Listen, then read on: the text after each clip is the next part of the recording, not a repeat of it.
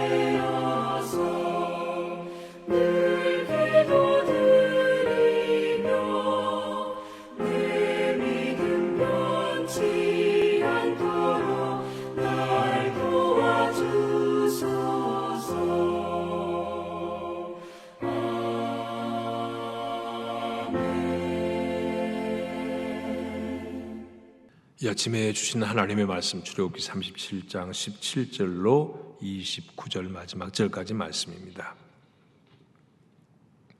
그가 또 순금으로 등잔대를 만들되 그것을 쳐서 만들었으니 그 밑판과 줄기와 잔과 꽃받침과 꽃이 그것과 한 덩이로 되었고 가지 6이 그 곁에서 나왔으니 그 등잔대의 3가지는 저쪽에서 나왔고 등잔대의 3가지는 이쪽으로 나왔으며 이쪽 가지에 살구꽃 형상의 잔셋과 꽃받침과 꽃이 있고 저쪽 가지에 살구꽃 형상의 잔셋과 꽃받침과 꽃이 있어 등잔대에서 나온 가지 6이 그러하며 등잔대 줄기에는 살구꽃 형상의 잔디과 꽃받침과 꽃이 있고 등잔대에서 나온 가지 6을 위하여는 꽃받침이 있게 하였으되 2가지 아래에 한 꽃받침이 있어 줄기와 연결하였고 또 2가지 아래에 한 꽃받침이 있어 줄기와 연결하였고 또다시 2가지 아래에 한 꽃받침이 있어 줄기와 연결되게 하였으니 이 꽃받침과 가지들을 줄기와 연결하여 전부를 순금으로 쳐서 만들었으며 등잔 7곳과 그 불집게와 불똥 그릇을 순금으로 만들었으니 등잔대와 그 모든 기구는 순금 1달란트로 만들었더라. 그가 또 조각목으로 분향할 제단을 만들었으니 길이는 1규빗이요 너비도 1규빗이라 네모가 반듯하고 높이는 2규빗이며 그 뿔들이 제단과 연결되었으며 제단 상면과 전후 좌우면과 그 뿔을 순금으로 싸고 주위에 금태를 둘렀고 그 태 아래 양쪽에 금고리 2를 만들었으되 곧 그 양쪽에 만들어 제단을 매는 채를 꿰게 하였으며 조각목으로 그 채를 만들어 금으로 쌌으며 거룩한 관유와 향품으로 정결한 향을 만들었으되 향을 만드는 법대로 하였더라. 아멘. 오늘도 계속해서 성막 만들어가는 과정을 보고 있습니다. 도무지 이거 성막이 이제 그림으로 또는 이제 뭐 요즘에는 아주 보기 좋도록 PPT로 잘 만들어진 그런 것들이 있는데요. 그런 걸 보면은 이해가 참 쉬우리라고 봅니다만은 입체적인 성막을 지금 평면적인 이 글로 보려니까 제대로 보이지는 않습니다. 하지만 하나님이 계속해서 말씀하는 거 보면 하나님이 명령하신 대로 지어가고 있다. 하나님의 뜻대로 이 성막이 만들어져 가고 있다. 이걸 보면서 참 놀랍다. 하나님이 말씀하신 대로 명령대로 준행하고 있는 이 백성들의 모습을 보면서 또한 우리가 도전받습니다. 그래서 신앙생활이라고 하는 건 주님의 명령을 따라가는 거거든요. 하라는 거 하고 하지 말라는 거 하지 않고. 자, 성막은 하나님의 임재의 상징이라고 그랬습니다. 그리고 하나님이 보호하신다. 당신의 백성을, 그런 의미가 있다고 그랬어요. 자, 오늘도 계속되는 이 본문 성막 건축 현장에 오늘 만들고 있는 게 뭐냐면 등잔대와 부속 기구들을 만들고 있습니다. 17절 말씀에 보면 그가 또 순금으로 등잔대를 만들되 그것을 쳐서 만들었으니. 등잔대를 만들라. 등잔에는 불을 켜놓는 곳이죠. 자, 이거 등잔대를 만들라. 그런데 어떻게 만드냐면 이게 19절에 보면 이쪽 가지에 살구꽃 형상의 잔셋 꽃받침과 꽃이 있고 저쪽 가지에 살구꽃 형상의 잔셋과 꽃받침과 꽃이 있어 등잔대에서 나온 가지 6이 그러하다.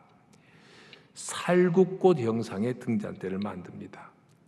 7가지가 있는데 가운데 한 줄기가 쭉 곱게 있고 양쪽에 3가지씩 7가지가 나오는데요. 살구꽃 형상으로 만들라 그랬습니다. 이스라엘에서 살구꽃은요, 생명의 상징이에요. 생명과 능력의 상징입니다.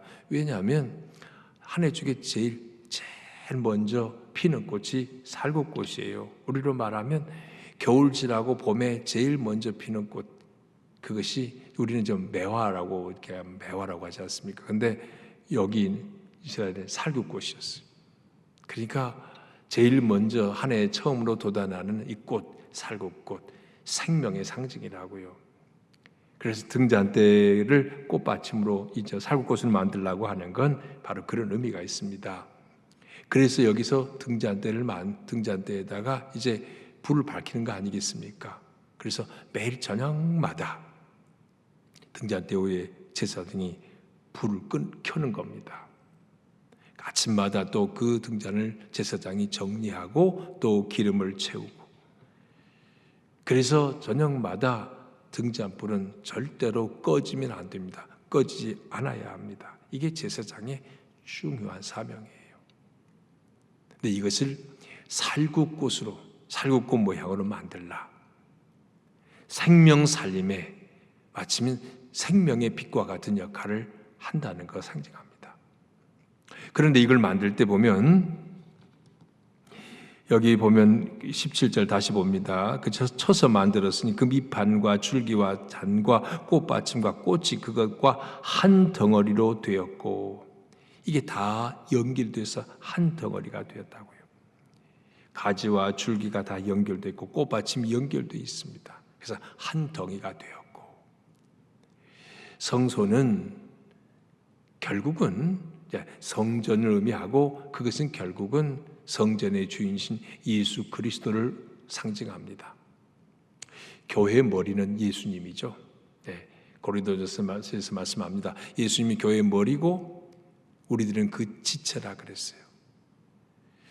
몸이신 예수님, 그리고 머리이신 예수님께 붙어 있으면 우리는 하나. 정말 주님이 가르쳐 주신 교회라고 하는 건 주님을 머리로만 인정하면 모든 사람은 다 하나가 되지 않을 수 없어요. 근데 가끔은 주님을 머리로 인정하지 않고 자기가 머리가 되려는 사람이 있어요. 내가 머리야. 내가 이 교회 주인이야.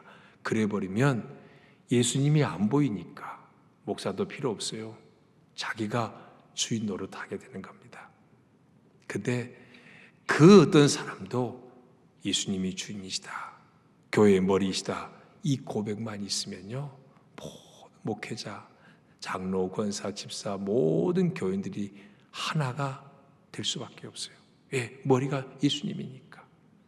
그분이 말씀하신 대로 그분의 뜻대로 움직여지니까 각양각색 모양은 달라도 예수 안에서 하나가 되는 겁니다. 그게 교회예요. 이상적인 교회죠.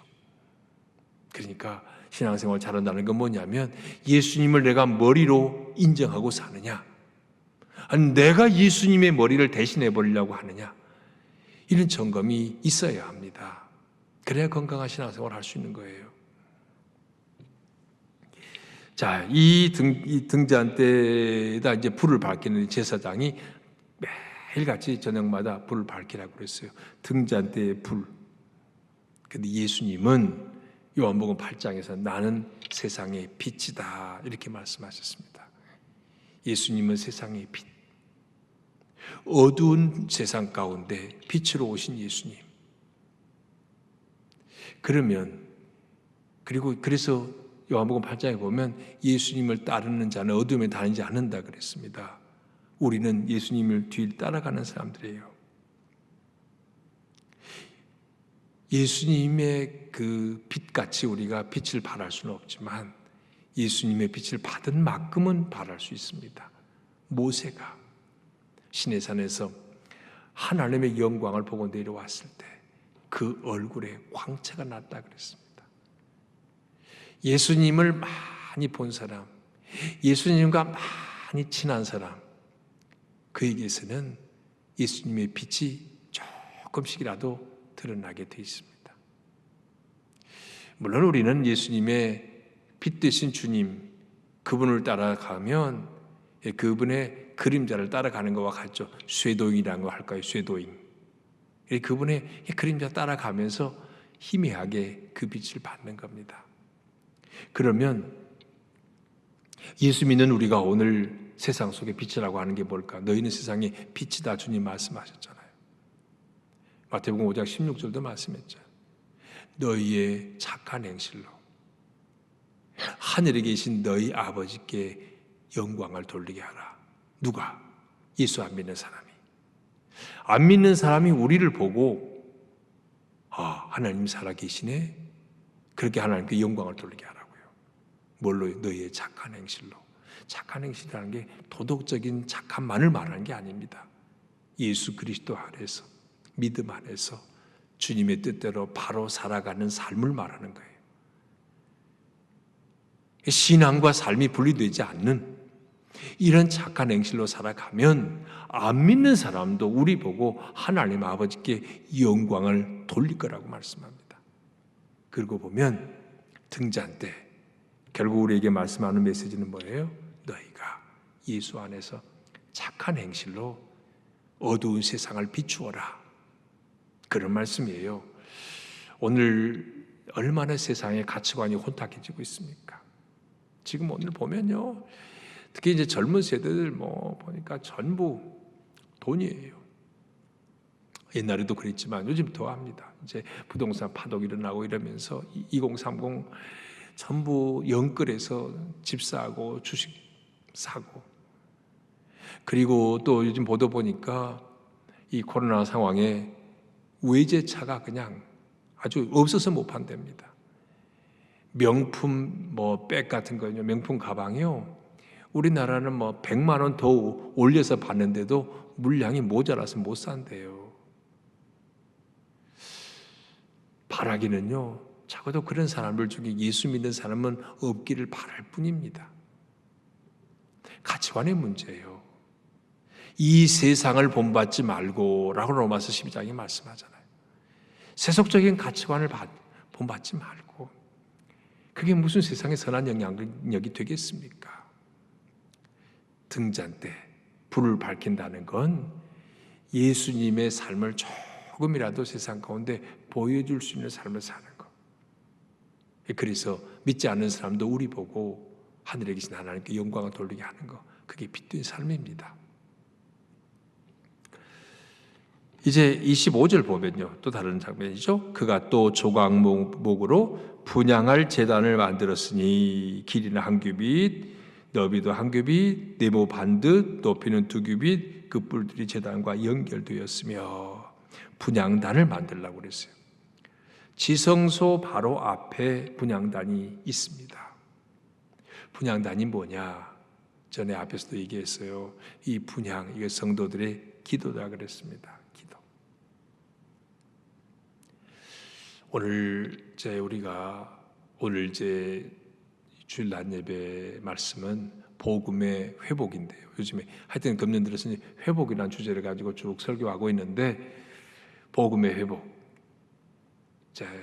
그 복음에는 하나님의 능력이 나타난다고 그랬습니다. 물론 능력은 구원의 능력이죠. 가장 큰 것은.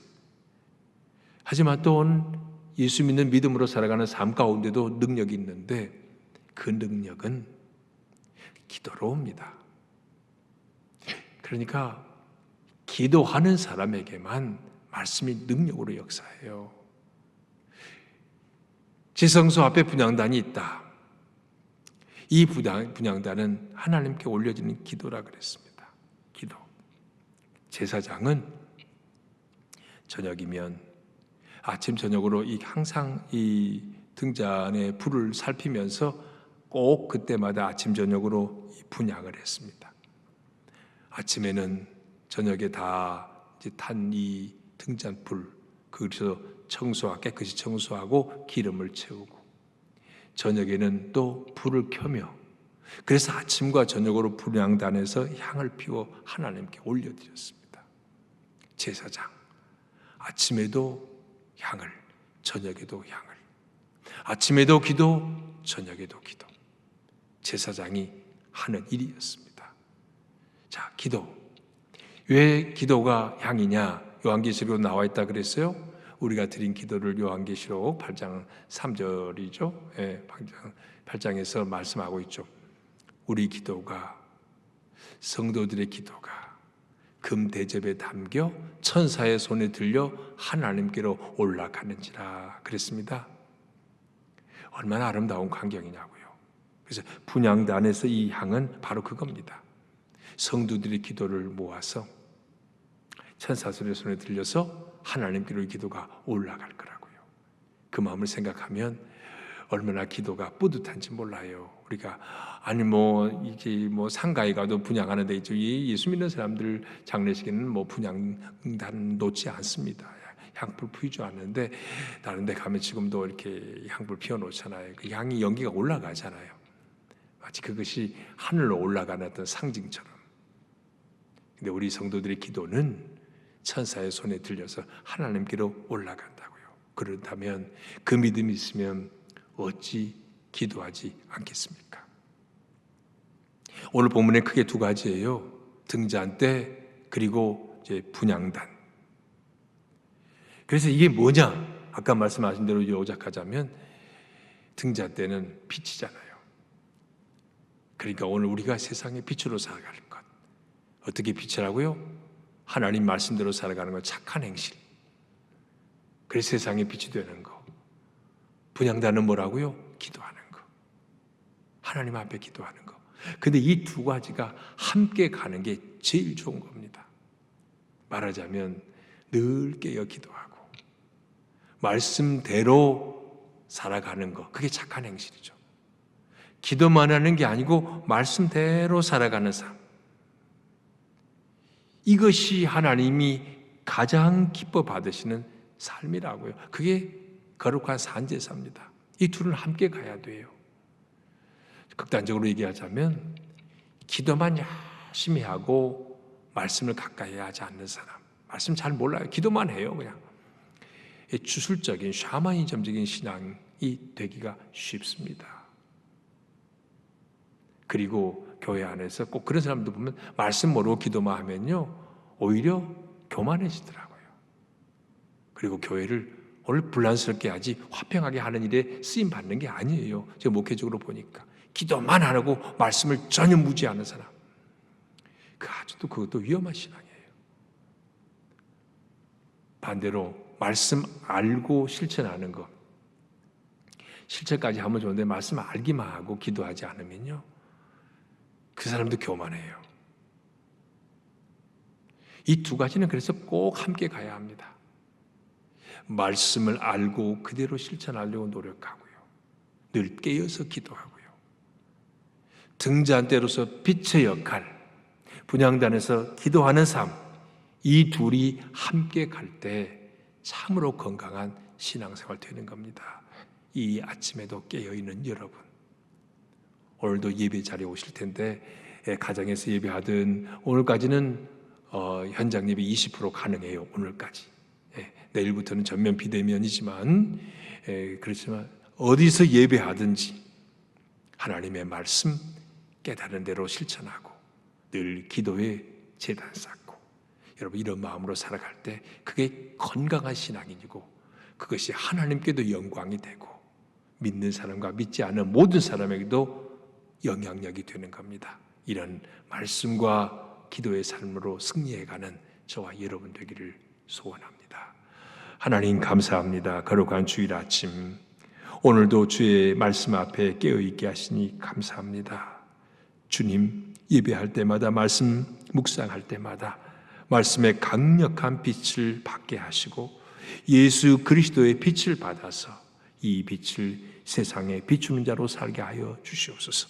말씀에서 깨달은 그대로 실천함으로 착한 행실로 하늘에 계신 아버지께 영광을 돌리게 하는 거룩한 영향력으로 쓰임받게 하여 주시옵소서. 주님, 동시에 말씀 공부에만 치중하지 않고 기도하는 삶을 또한 게을리하지 않기를 원합니다. 능력은 기도로부터 오는 것인 줄 믿습니다. 우리의 모든 기도는 천사들의 손에 들려 하나님 앞으로 상달된 줄 믿고 깨어 간구하기를 간절히 원합니다. 말씀과 기도가 균형 있는 삶을 살아가므로 하나님께 영광, 무엇 사람에게 선한 영향력, 우리 자신에게 능력 있는 삶이 되게 하여 주옵소서. 거룩한 주일 오늘도 하나님께 온전히 예배함으로 지키게 하시고 내일부터 전면적인 비대면 예배가 되지만 그럴수록 더 주님 갈망하는 사모함이 더 간절해지기를 간절히 원합니다. 하루의 삶을 주님께 의지하오며 예수 그리스도의 이름으로 기도합니다. 아멘. 하늘에 계신 우리 아버지, 아버지의 이름을 거룩하게 하시며 아버지의 나라가 오게 하시며 아버지의 뜻이 하늘에서와 같이 땅에서도 이루어지게 하소서. 오늘 우리에게 일용할 양식을 주시고 우리가 우리에게 잘못한 사람을 용서하여 준 것 같이 우리 죄를 용서하여 주시고 우리를 시험에 빠지지 않게 하시고 악에서 구하소서.